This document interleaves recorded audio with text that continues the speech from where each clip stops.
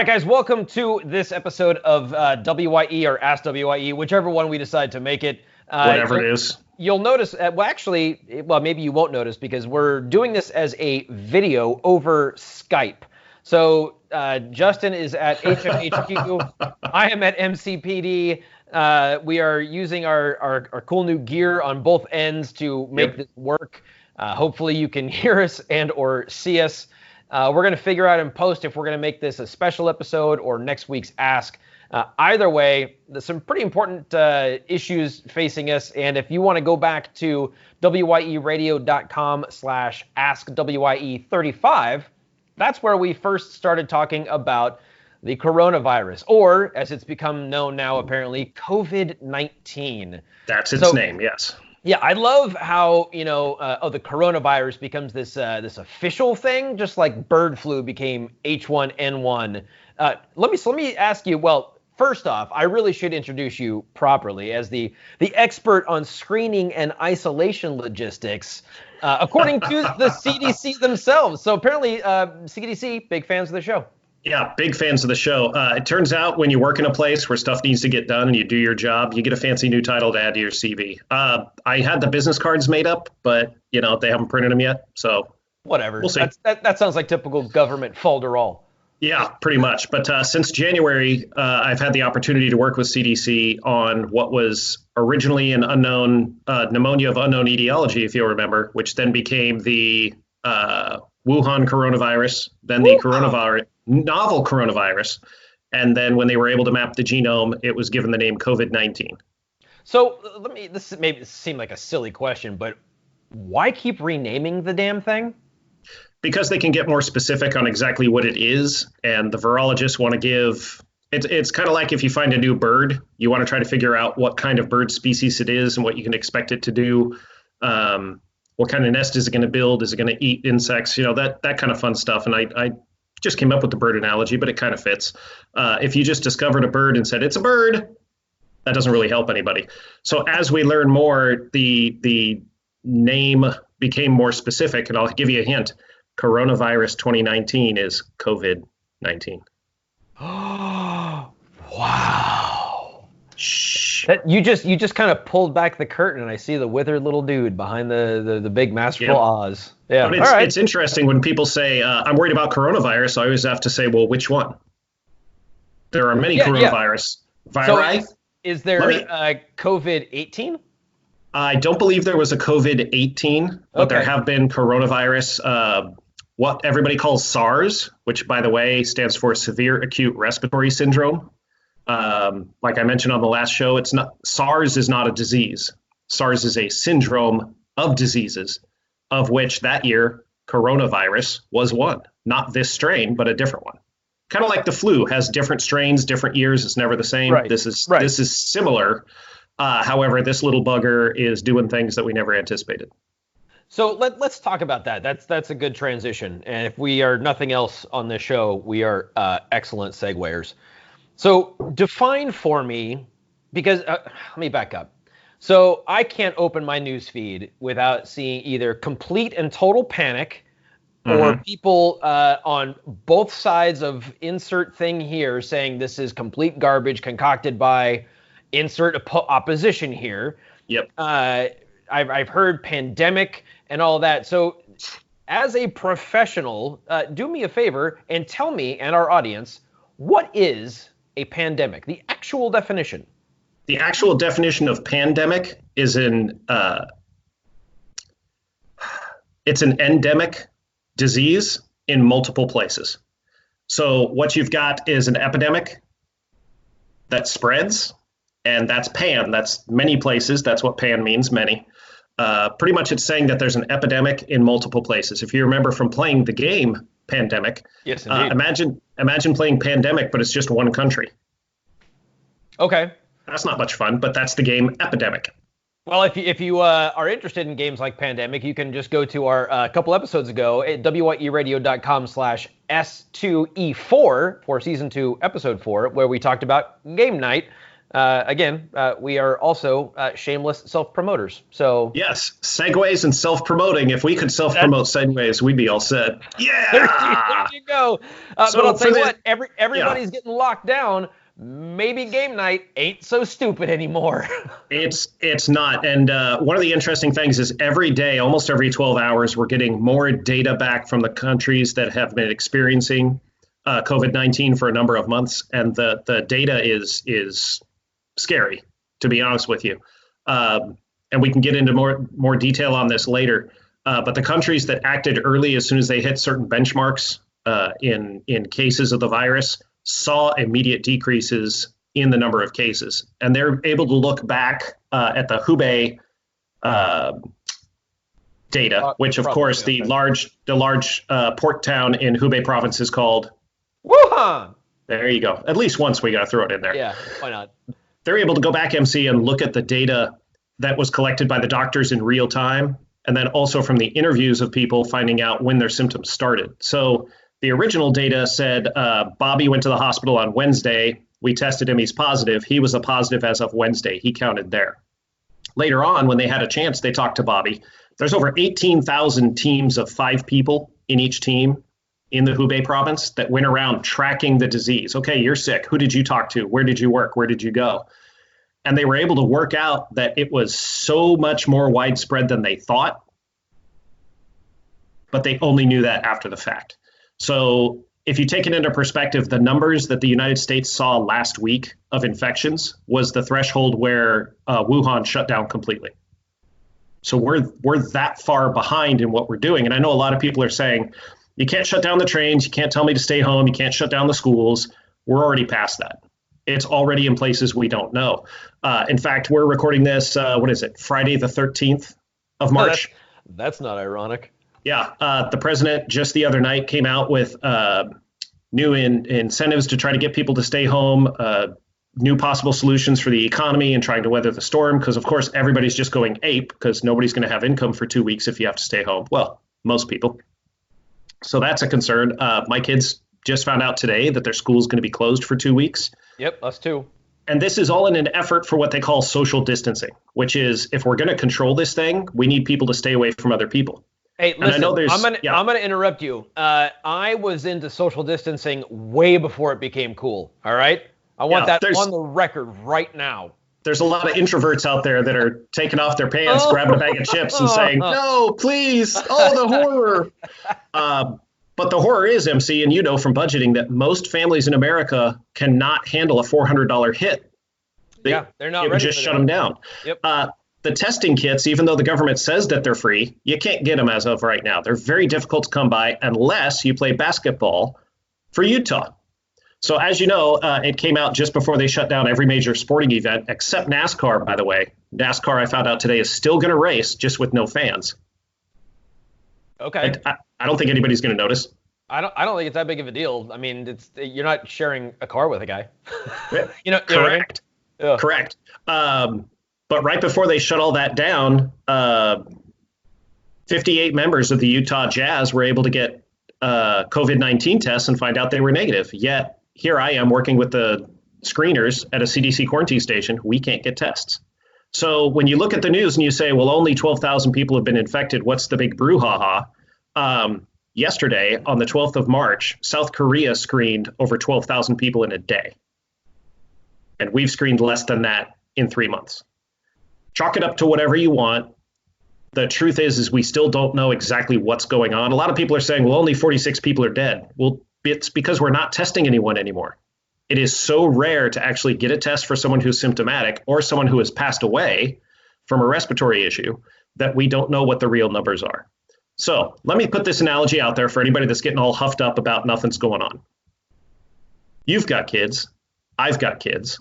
In the middle of the night, one of your kids wakes up and barfs. What do? Clean it up. You wash them off. You clean their sheets, right? Fresh sheets. And then you tell the other kids, stay away from your sister. That's what we're doing now. Stay away from your sister.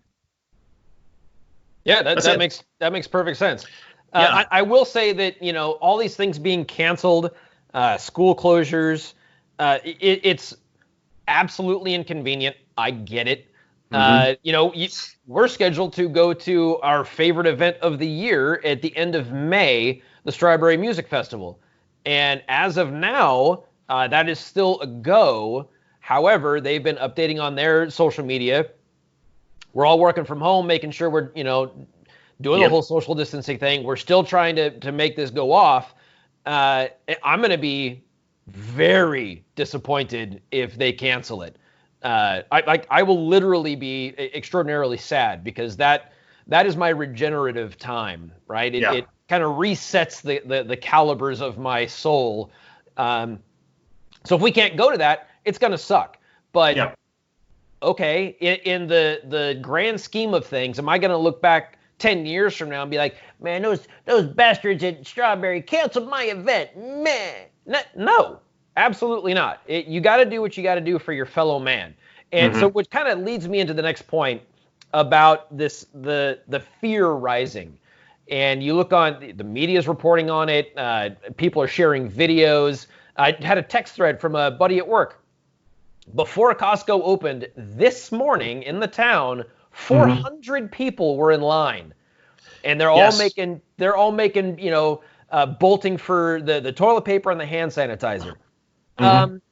How much freaking toilet paper do you need? I mean, good God. One of the symptoms of COVID-19 and most respiratory issues and pneumonias is not loose stools, diarrhea. And here's the interesting thing, MC, and I shared this earlier. A week ago, I was laughing at everybody hoarding toilet paper.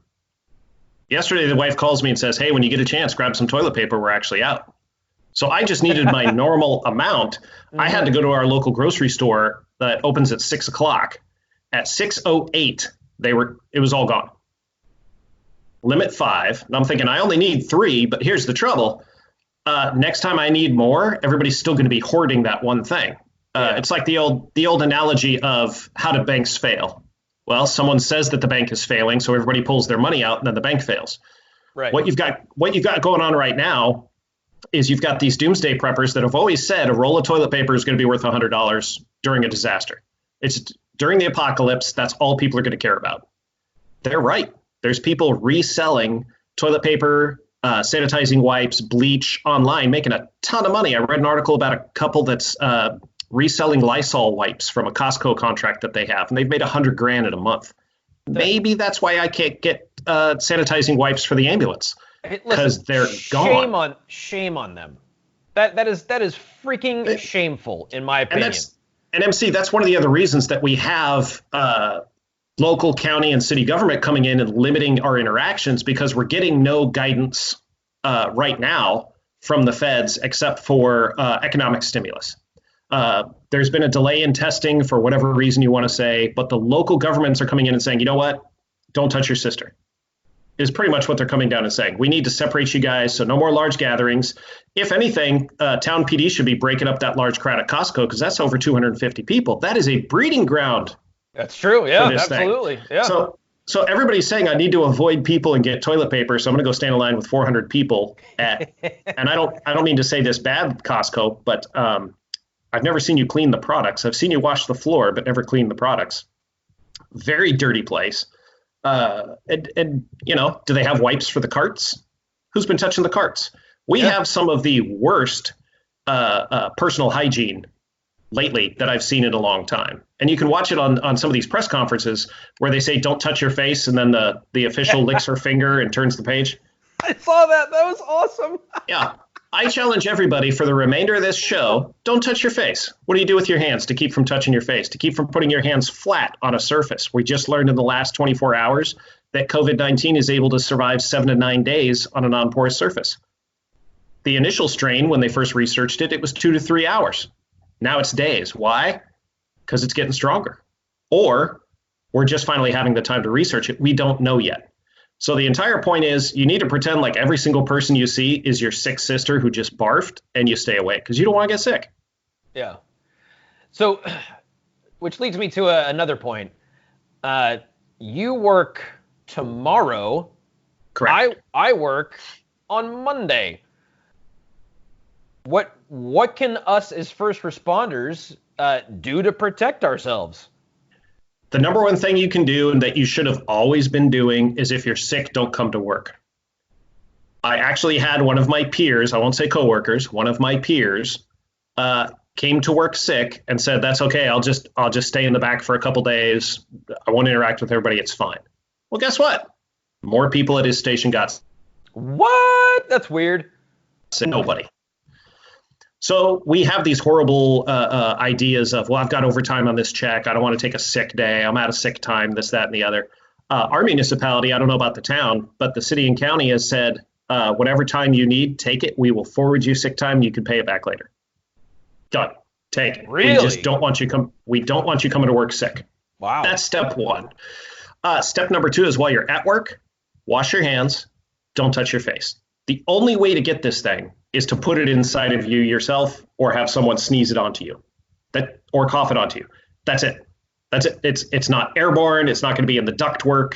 You're not going to walk past the AC vent to get it in the face. None of that's going to happen. That's not how it's being transmitted. If it was being transmitted that way, we'd all be infected and it would be insane. That's an interesting point because I've heard a number of people say that it's airborne. And that's part of the fear. Now let me ask you this: if I wash my hands, can I touch the crap out of my face? If you absolutely must, sure. Just wash your hands again when you're done. What if I just get out of the shower? I'm squeaky freaking clean. What is the big deal about it not touching my face? I've never wanted to touch my face more in my freaking life. Yeah, that's because we're bringing attention to it. Yeah, absolutely. If you're confident that you've washed your hands for at least 20 seconds with warm water and soap, hot water and soap if possible, if that's not available, if you've used hand sanitizer, the sanitizer isn't as good as hand washing, but it works in a pinch. If you're out in the field, you make contact with a suspect or a complainant, whatever, you should be using hand sanitizer before you get back in the car. If you need to touch your face, wash your hands first, touch your face, wash your hands, wash your face. It's literally that easy. Yeah. Well, yeah. You say that. Yeah. And then if you encounter someone who's sick, ask them to cover their cough.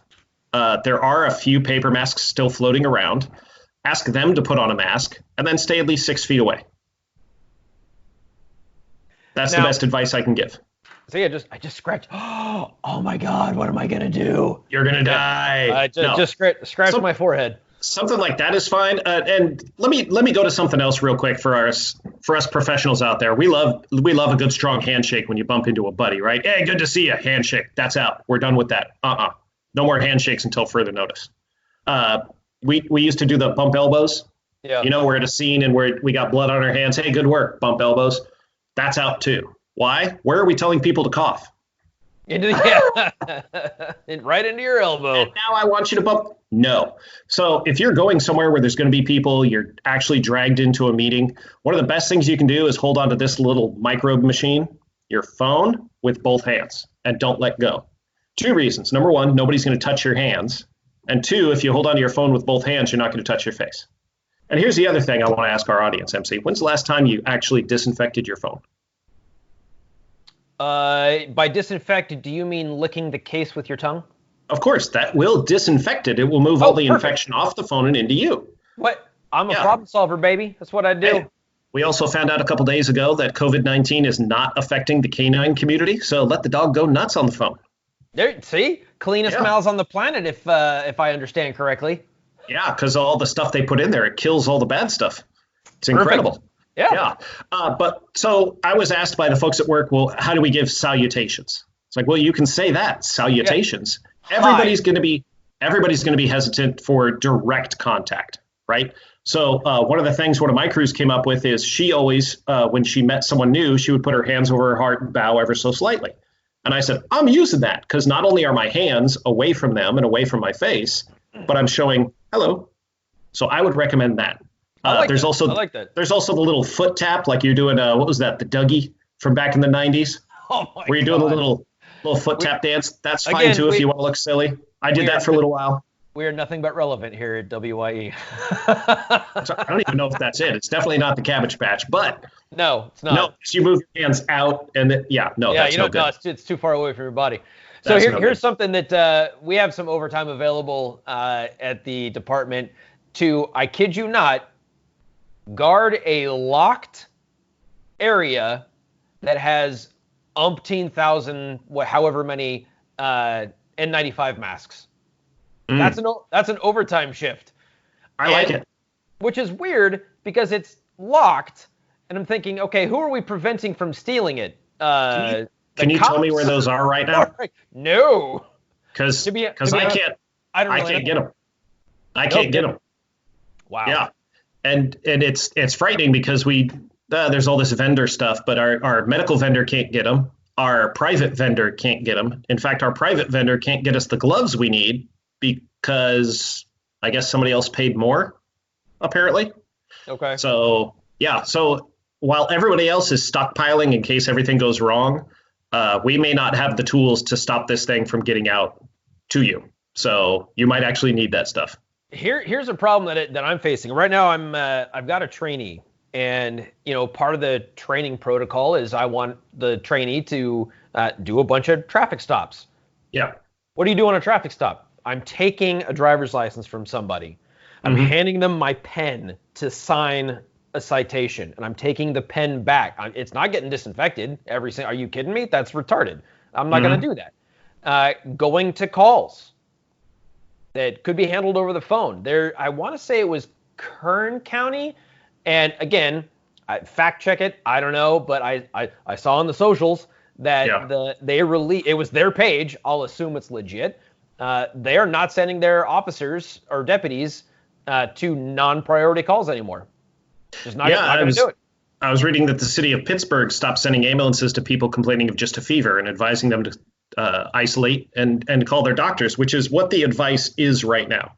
If you start experiencing a cough, if you start experiencing a fever, you start experiencing lethargy, body aches, the flu type symptoms, you need to isolate yourself. Go in a room where nobody else goes and call or email your doctor. If you don't have access to your doctor, call your local public health office and ask them what you should do. If you are symptomatic, there's a possibility that you could get tested. The importance of being tested is to find out if you are communicable and you are showing symptoms. They need to quarantine you, which means for 14 days, you don't get to hang out with anybody. And the reason for that is you're the barfing sister. We're going to stay away from you. And that's what's important. So we waited too long to figure out who the sick sister was, and now we have to treat everybody like the sick sister. So what do you And by the way, that was my metal band in college, Sick Sister. Sick Sister? No, I get it. That's cool. I wish I was a roadie for you back in the day, but we didn't know one another way back when. So, so let's see. What was a roadie name for Sick Sister be? Like the maladjusted cousin? Evelyn. Okay. That's Gary's sister, is Evelyn. Oh, yeah, gotcha. Karen. No, Karen. It's solidly Karen. Karen would be the... Absolutely. So what do you say to the people that are saying, oh, this is all this coronavirus is BS. It's wash your hands. I mean, like our last episode, Ask WYE 35. Mm-hmm. You're like, hey, wash your hands. You'll be okay. But 2 weeks later, you're at your house, I'm at mine, and we're doing this episode distance-wise. So this is a perfect example of social distancing. This is something where a lot of people would assume that, oh, it's just the two of us, we're always together, and it's no big deal. I've had significant contact with people with an unknown history since last I saw you.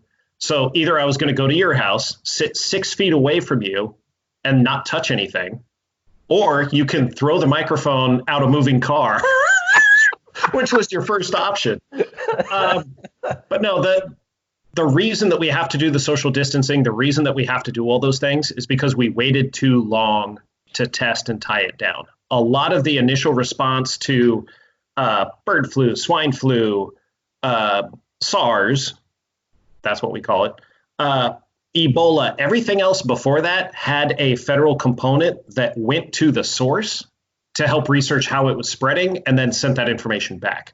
That was dismantled back in 2017. It wasn't dismantled, it was unfunded, which means that when you don't get paid, you go somewhere else. So that initial response, that initial fact gathering was not in place this time. So we're playing catch up. So again, the people that are saying that, this is not a big nothing, that are kind of poo-pooing it. I mean, I've seen some hilarious memes, and I'm getting a kick out of them. I am a big fan of finding humor wherever you happen to be, even in the midst of tragedy. I get it, but at the same time, people that are bitching about things that are being canceled, are they part of the problem? If they're bitching about it, not necessarily. If they're bitching about it while staying 6 feet away, washing their hands, that's fine. You get a lot of people that say it's BS, it's a hoax. Early on, people were saying this was manufactured and released on purpose. All I have to say to those people is look at what's happening in Italy, look at what's happening in France and Spain, look at what happened in China before they shut things down. It was ramping out of control. Well, one thing real quick, because the stats guy in me really just gets fired up. When people say that there's exponential growth, no, there's logarithmic growth. And if you don't understand the difference, go and look it up. If there was exponential growth, the entire world would have it. We'd have tens of millions dead. That's not what we're seeing. The reason we're not seeing that expansion is because other countries have taken the extreme of shut it all down. All of it. We're done until this thing dies down. We don't have the capability in our economy to do that right now. And that's, we could talk for years about the politics behind that, but that's just what exists right now. That couple making 100 grand selling Lysol is not the problem. They're a symptom of the greater problem. So we don't have enough healthcare infrastructure in place to handle this. The reason we can't handle it is because the influx of critical cases. This is a pneumonia. I hear a lot of people saying, well, the flu kills 20,000 people. What's the big deal? Well, the big deal is that the flu kills 20,000 people over the course of a year. It's spread out. The cases are in the spring. They kind of die out in the summer because people go outside. They're not locked in with each other, spreading the virus all the time. And then it picks back up in the late fall and into the winter, and symptoms are more severe. What we're seeing with COVID-19 is this pneumonia is attacking our more fragile population. So you saw the retirement home in Washington had a severe cluster of one of the more intense strains, multiple fatalities in that building. They still don't know who, quote unquote, patient zero was that introduced it to that building. We're now finding out that the first case of COVID-19 wasn't even in Wuhan in December. They're now looking at a patient in another region of China as early as November 17th. Again, we're recording this on March 13th, so this data will probably be inaccurate in an hour. But the more we learn, the more we're finding out that COVID-19, this pneumonia, is attacking our fragile population, and what it requires is severe, timely, quick intervention to secure an airway and forcibly ventilate these patients, because the pneumonia is not only restricting the air passages in the lungs and in the upper airway, but it's also introducing edema, which is swelling. So there's less of your lungs that can process oxygen. So what happens usually is if somebody has pneumonia, they go to the emergency room, they get worked up, they go up to ICU, and we take care of them until they get better. Well, what happens when 10 people come in a day instead of one? What happens when 30 people come in a day instead of one? Where do we put them? Where are the doctors? Where are the anesthetists? Where are the ventilators? Right now, we're already short ventilators in the US. We're about to add more critical respiratory patients to that, and we're doing that at once. Let me add another kid analogy to the audience, because that's what you get at WIE. MC, I need you to watch the kids 22 nights this year. Can you do it? 22 nights out of the entire year? Yeah. I could probably make that work. I need you to watch the kids for the next 22 nights. It's a little bit different. Yeah. It's gonna get complicated and fast, right? You might be able to make it work. You're gonna need to pull in some other resources, but what if everybody in your community is doing the exact same thing and everybody's to the extreme? It's gonna get stressful. Mistakes are gonna be made. Something's gonna get missed and somebody's gonna get hurt. That's where we are right now. Okay, but if we do these things for a couple of weeks, would that not logarithmically result in less cases and the dying out of this disease. Yes. Oh, so that's kind of the point. That's exactly what we're trying to do. And you'll see on the news, and they don't explain it very well. They need to flatten the curve. I'm sure everybody's heard this. We need to flatten the curve, flatten the curve. All of those patients hitting the ICU at once exceeds the capability. So if this is the capability of the emergency room and we exceed it, all these people up here are at risk. That could be your grandma who's a diabetic. That could be your dad who has COPD. That could be my father-in-law who's recovering from cardiac respiratory issues. The big problem is we don't have enough to handle what we already have, and we're already seeing a surge. If we can isolate, if we can keep this thing amongst the young and the healthy, for lack of a better term, if we can keep it amongst the people with a fighting chance to get through it with just, oh, I don't feel good, I had a mild fever, I stayed home for a week and I'm fine. If we can keep it there, that flattens out that curve of infected people so that the hospitals are not inundated like we saw in China, like we saw in Italy, like we're seeing in France and Spain right now. They were behind the curve. We are farther behind the curve. And unfortunately, because we're not testing to the extent that other countries are, the data for the US as of right now when we're recording is incomplete. But if you go to medium.com, and you do need to sign up for an account, and we don't get anything from this, but there's a fantastic article on medium.com that goes through all this data. He's been updating it daily. It's Thomas, I'm going to murder this last name, Pueyo, Pueyo. I'll see if I can put a link in the show notes for everybody. They went in and extrapolated the data from Wuhan, from Hubei province, from China, from all the countries that are starting to report cases. Here's a quick side note. The only two countries that nobody trusts the data from are Iran and the United States. Why is that? Because nobody trusts the government of Iran to report accurate numbers, and the United States has not started testing people to the point where the data can be accurate. Okay.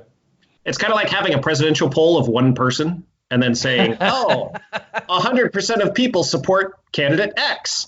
But Thomas goes through, and in this article, it's titled Coronavirus, Why You Must Act Now. I've looked through that a little bit. Yeah, a buddy of mine at work showed it to me the other day, and he said, you got to read this now. And I read it, and I've been checking it pretty much every 2 or 3 hours for updates. And he is updating the data based on what they're getting. And they are the ones that went through and looked at the Wuhan and Hubei province data and determined, okay, when they thought they had 100 cases, they actually had 12,000. And when they thought they had 1,000 cases, they actually had 200,000. They shut it down at a certain point where they thought it was an issue, but it had already exceeded what they thought. So this modeling, this data was usually available to us a lot earlier. But now armed with this data, this is where a lot of our lawmakers and decision makers are saying, you know what, shut it down. I read a Reuters post yesterday, I think it was. It was talking about the data coming out of China and how their new cases have been significantly reduced. Yes. Because of what they've been doing. Again, going back to what we were talking about a few minutes ago, I'd like to extrapolate their data to us 2 weeks from now. And yeah, this is 2020. The meme you posted the other day of Picard, every morning in 2020, damage report. Yep. That's totally accurate. What have we screwed up now? But I would like to think that in a couple of weeks, things are going to get better, and then in a month or two, this is going to be a distant memory. That's the hope. By the end of summer, we should be seeing ourselves getting back on track. And honestly, I think that's when we're first going to start seeing it. End of June, early July is when we'll say, hey, remember when we used to have to do all that stuff in the beginning of summer? Remember when we had to wash our hands? That was so stupid. Yeah, and MC, the other thing I have to stress is we don't have enough tests. We don't have enough test results as of right now as we're recording to make accurate predictions based on the spread. If we apply the data that we're getting out of China, France, and Italy and Spain, and Iran, And again, Thomas comes in and says that we don't trust the numbers entirely, but we're going to throw them in because it needs to fit because of the mass increase that they had when they started testing. You look at the US is saying between a 0.8 and 1% fatality rate as a result of COVID-19. The rest of the world is hovering between 4 and 5%. So are we just less susceptible, or have we not tested enough people? We don't know yet. However, and this is what I love about Thomas in his article, they go into the reasons that you have to say it would be a ridiculous statistical outlier if our fatality rate from this remains below 1% compared to the rest of the world, especially considering how late we're applying some of these policies that places with a fatality rate of between 4 and 5% enacted 3 weeks ago. Not to mention the fact that, if memory serves, there was a huge influx of U.S. citizens leaving China, coming back to the U.S. Yeah. I mean, so if you've got that U.S. passport and you're not symptomatic, they're probably going to let you back in. A lot of people were trapped, and I shared this yesterday. A lot of people were trapped in Europe when the president came out and said, we're cutting off Europe, no more flights from Europe. People were dropping 20 grand, MC, to get a flight home before they shut down travel. Damn. Then they land in New York and find out you were going to let us in anyway, no matter what. We just had to get to the UK. Oh, dang it. Okay. Do I get a refund? And one of the other things I want to dispel is there's information going around that all flights from China were stopped early. False. All flights from China were diverted to 11 airports in the US so that screening could take place.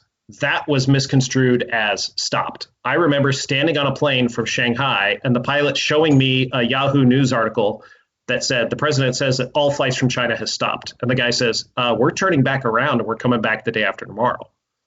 So there's a lot of disinformation in what the initial restrictions were. And again, I got a DM the other day from a guy that says, how do you know so much? Do you live in an airport? And I almost wanted to reply, today? Yes. That reminds me of the meme I saw by a tweet from Stephen King, where he says the coronavirus is not the super flu. And then someone's like, did you even read that book? I saw that too, and I almost wanted to send a bouquet of flowers to the guy's widow, but no, I'm saying that a lot of people would love to sit around the table and point fingers at who caused this. Was it the Congress, the Senate, the president, the this, the that, the other? Doesn't matter. We're past that. We're past pointing fingers. Yeah. We are 2 weeks past common sense solutions to what's going on right now. We should be in the region of somewhere of 1 million to 2 million tests completed. I believe we're at about 20,000 total. 1 month into H1N1, 1 million people had already been tested. So we're well behind the curve compared to other contagions that threatened us. And that means we're in new territory. And obviously when Disneyland closes for 3 weeks, you're in new territory. Yeah, that's interesting. So I kind of teased this on Facebook Live, and somebody responded with, CB is BS. And a lot of people that have that opinion, this is why I wanted to do this episode, because you are literally on the front lines and have actual information, not crap you found online. Correct. The people that have these opinions, in my opinion, I was similar. I was like, just like our last episode or 2 episodes ago, just wash your hands, man. Stop overreacting. I will say that the buying in bulk is an overreaction. Going back to that real quick, the wife was like, if we run out of toilet paper, we have washcloths and towels that you can wash on a sanitizing cycle. So here's a funny story. I've traveled to rural Mexico and rural Costa Rica. I'll be fine without paper. Yeah, exactly. Yeah.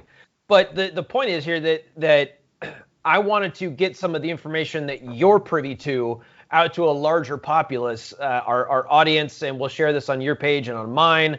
And I'm hoping that people will stop and be like, hey, listen, this isn't BS. Is it inconvenient? Yeah.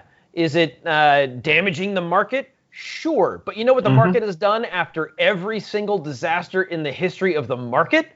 Bounced back. Yep. Every single time, without fail. Without fail. It's a roller coaster. Don't lose your minds.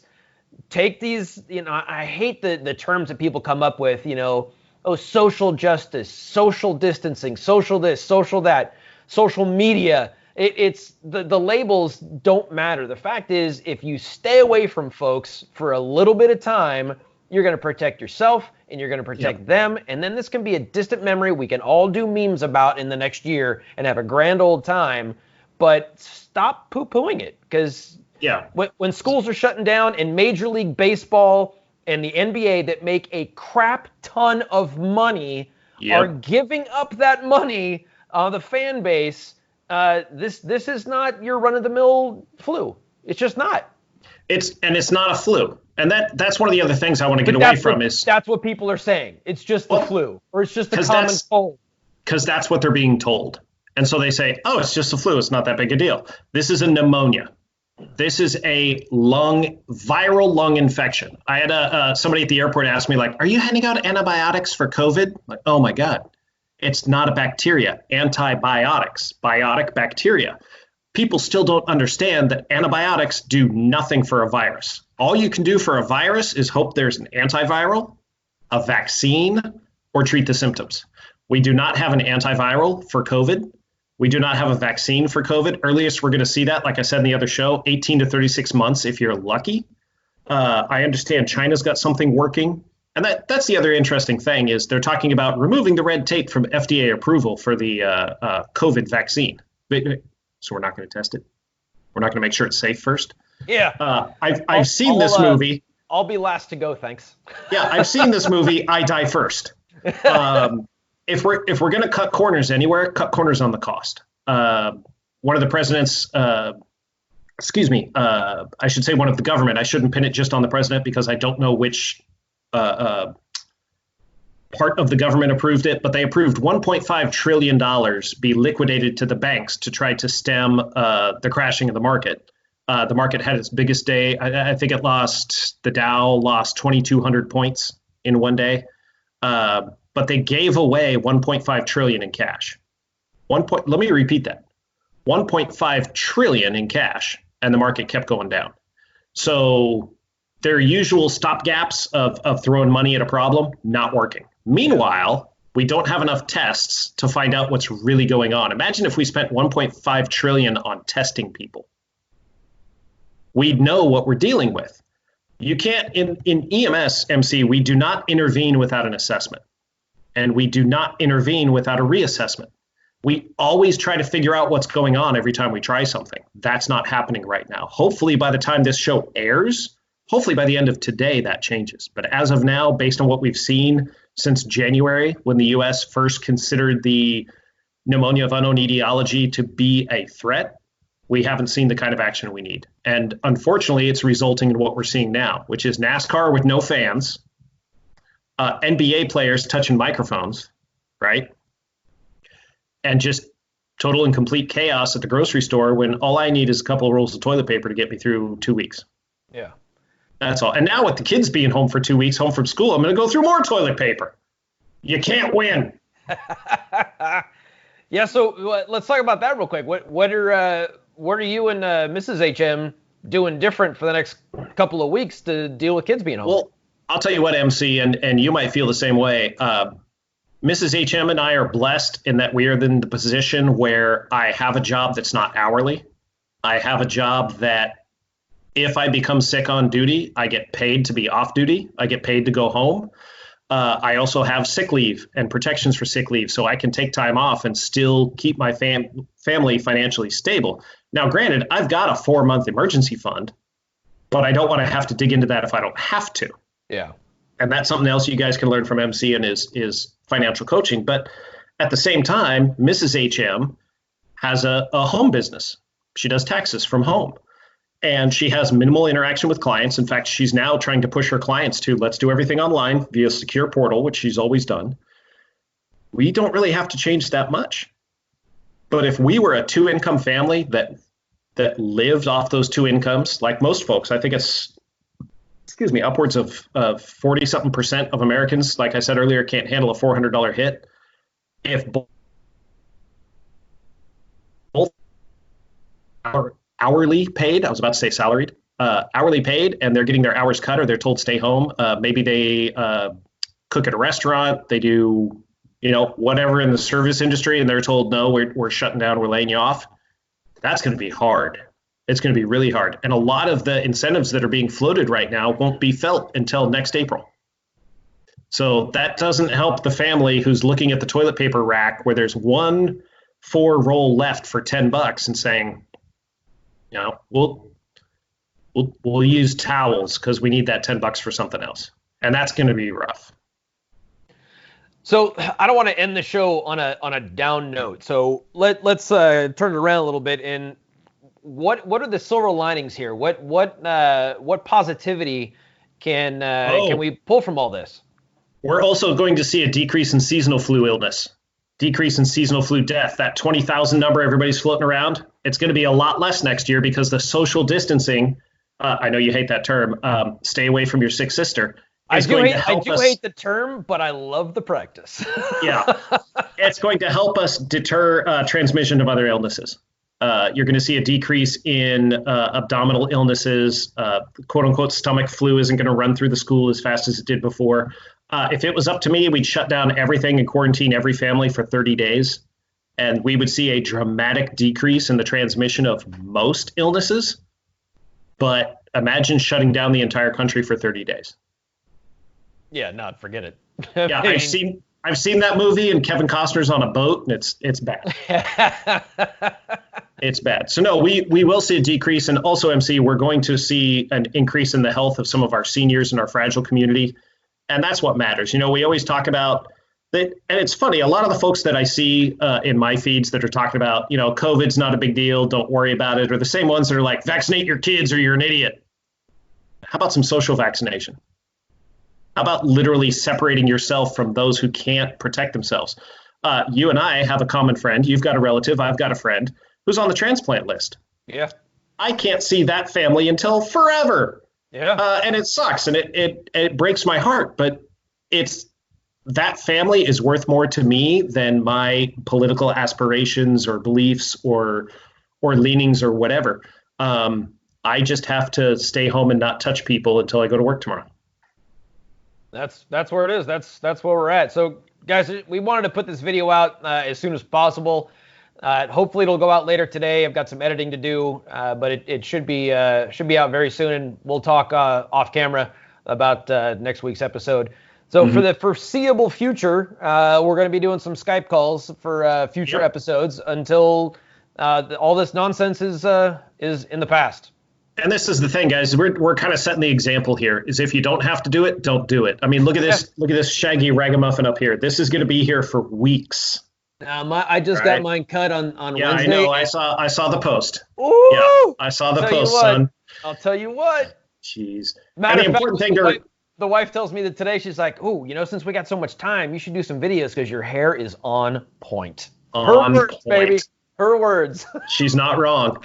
I do want to stress to our audience, though, MC, that a lot of the information that I'm sharing today is as of today, and it will continue to evolve. So if you're looking in your feed, and that's the other thing is if you're looking in your feed and you're seeing the same information, ignore it, unfollow. You can go back and follow that group after this whole thing blows over.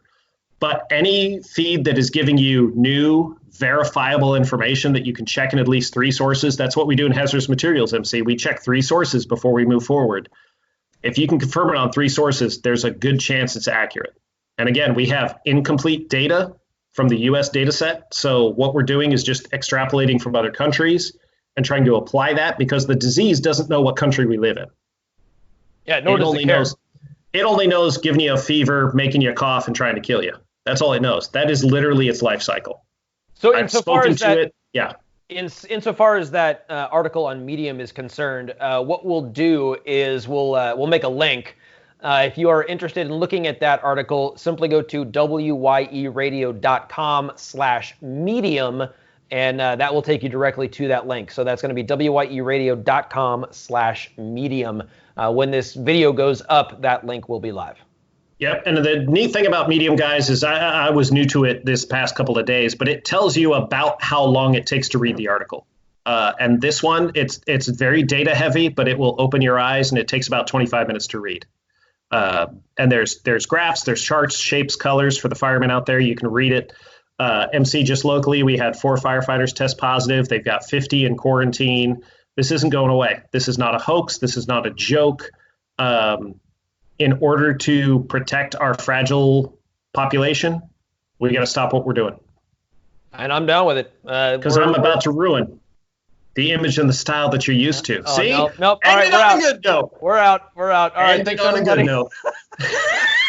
That's what you want. All right, guys. So MC from MCPD, Justin Shore, the happy medic from HMHQ. Be safe, brother. Love you, and we'll chat again very, very soon on the Skype, I guess. Really screwing up game night, man.